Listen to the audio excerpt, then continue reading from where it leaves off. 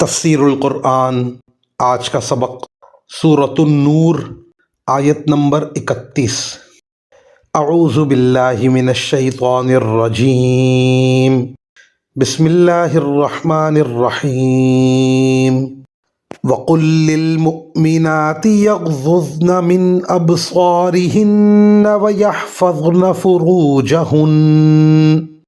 وَيَحْفَظْنَ فُرُوجَهُنَّ وَلَا يُبْدِينَ زِينَتَهُنَّ إِلَّا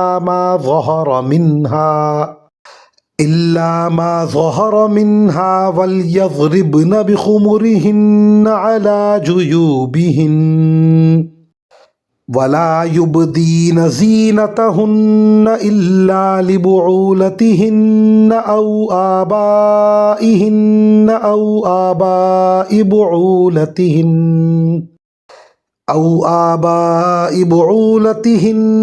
أَوْ أَبْنَائِهِنَّ أَوْ أَبْنَاءِ بُعُولَتِهِنَّ أَوْ إخوانهن أو بني إخوانهن أو بني أخواتهن أو نسائهن أو ما ملكت أيمانهن أو التابعين غير أولي الإربة من الرجال أو الطفل الذين لم يظهروا على عورات النساء ولا يضربن بأرجلهن ليعلم ما يخفين من زينتهن وَتُوبُوا إِلَى اللَّهِ جَمِيعًا أَيُّهَا الْمُؤْمِنُونَ لَعَلَّكُمْ تُفْلِحُونَ۔ ترجمہ: اور مومن عورتوں سے کہہ دو کہ وہ اپنی نگاہیں نیچی رکھیں اور اپنی شرمگاہوں کی حفاظت کریں اور اپنی سجاوٹ کو کسی پر ظاہر نہ کریں سوائے اس کے جو خود ہی ظاہر ہو جائے، اور اپنی اوڑھنیوں کے آنچل اپنے گریبانوں پر ڈال لیا کریں،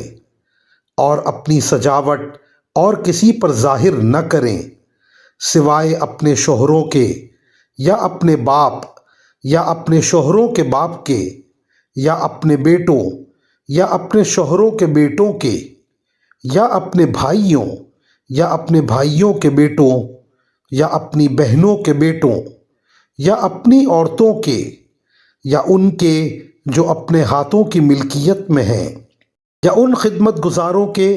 جن کے دل میں کوئی جنسی تقاضا نہیں ہوتا، یا ان بچوں کے جو ابھی عورتوں کے چھپے ہوئے حصوں سے آشنا نہیں ہوئے۔ اور مسلمان عورتوں کو چاہیے کہ وہ اپنے پاؤں زمین پر اس طرح نہ ماریں کہ انہوں نے جو زینت چھپا رکھی ہے وہ معلوم ہو جائے۔ اور اے مومنو، تم سب اللہ کے سامنے توبہ کرو تاکہ تمہیں فلاح نصیب ہو۔ ان آیات کی تفسیر میں مفسرین کرام لکھتے ہیں، سجاوٹ سے مراد جسم کے وہ حصے ہیں جن پر زیور پہنا جاتا ہے یا خوشنما کپڑے پہنے جاتے ہیں۔ لہٰذا اس آیت کریمہ نے عورتوں کو یہ حکم دیا ہے کہ وہ غیر محرم مردوں کے سامنے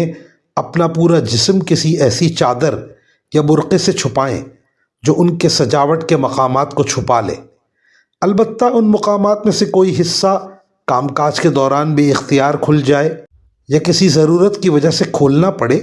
تو اسے یہ کہہ کر مستثنیٰ کر دیا گیا ہے کہ سوائے اس کے جو خود ہی ظاہر ہو جائے۔ حضرت عبداللہ بن عباس رضی اللہ عنہما نے اس کی تفسیر میں فرمایا ہے کہ ضرورت کے وقت عورت کو اگر اپنا چہرہ اور ہتھیلیوں تک ہاتھ کھولنے پڑے تو اس آیت کریمہ نے اس کی بھی اجازت دی ہے، لیکن چونکہ چہرہ ہی عورت کے حسن کا اصل مرکز ہوتا ہے، اس لیے عام حالات میں اس کو بھی چھپانے کا حکم ہے، جیسے کہ سورہ احزاب میں بیان فرمایا گیا ہے۔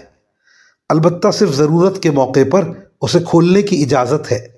اور اس حالت میں بھی مردوں کو یہ حکم ہے کہ وہ اپنی نگاہیں نیچی رکھیں۔ مزید اس آیت میں ان افراد کی فہرست دی گئی ہے جن سے عورتوں کو پردہ کرنے کی ضرورت نہیں ہے۔ اس میں باندیاں شامل ہیں، چاہے مسلمان ہو یا غیر مسلم، اور بعض فقہا نے غلاموں کو بھی اس میں شامل قرار دیا ہے۔ یعنی ان سے پردہ نہیں ہے۔ وہ نوکر چاکر جو اتنے بوڑھے ہو چکے ہوں کہ ان کے دل میں عورتوں کی طرف کوئی میلان باقی نہ ہو، یا وہ نابالغ بچے جن کو ابھی مرد و عورت کے جنسی تعلقات کا کچھ پتہ ہی نہ ہو۔ مزید اس آیت میں عورتوں کو حکم دیا گیا کہ اگر پاؤں میں پازیب پہنی ہوئی ہے تو اس طرح نہ چلیں کہ پازیب کی آواز سنائی دے، یا زیوروں کے ایک دوسرے سے ٹکرا کر بجنے کی آواز غیر محرم مرد سنیں۔ وآخر دعوانا ان الحمد للہ رب العالمین۔